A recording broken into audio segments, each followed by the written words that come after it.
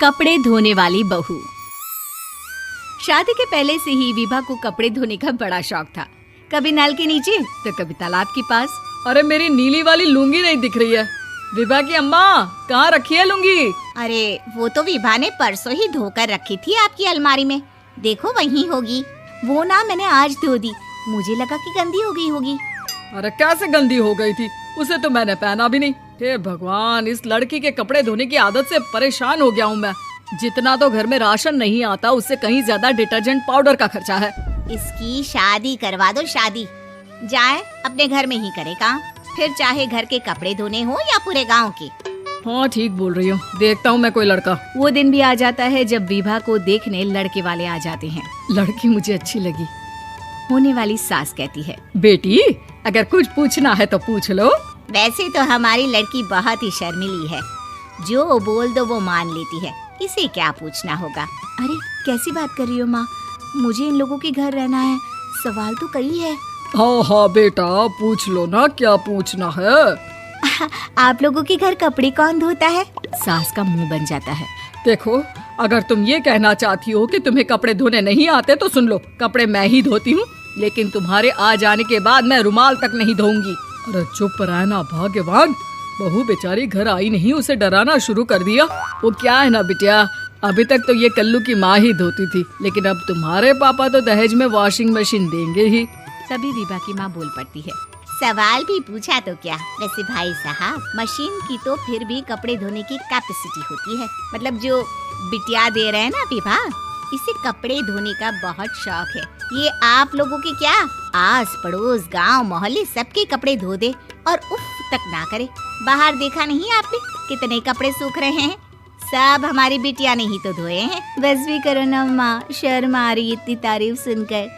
और तो और एक दाग निकाल कर दिखाओ तो मान जाऊँ। हाँ अच्छा, माफ करना बेटा, मैंने गलत समझा।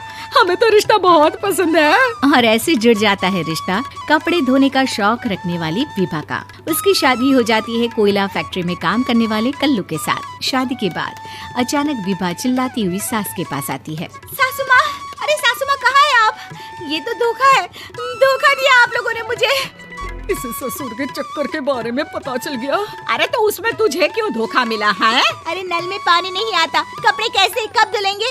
अच्छा, तू पानी नहीं आ रहा उसकी बात कर रही है। तो आपने क्या सोचा? कुछ नहीं। अच्छा हाँ, तेरी माँ ने कहा था कि कपड़े धोने का शौक है तुझे, याद आया मुझे।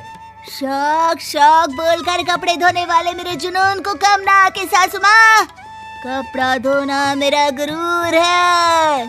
तभी पति भी वहाँ आ जाता है। अभी मैंने इसे सनी देओल की फिल्म दिखाई है, उसी के डायलॉग मार रही है माँ। अच्छा सुन, साफ बता रही हूँ, पानी सुबह 4 से 6 और शाम को 10 से 12 आता है, समझी?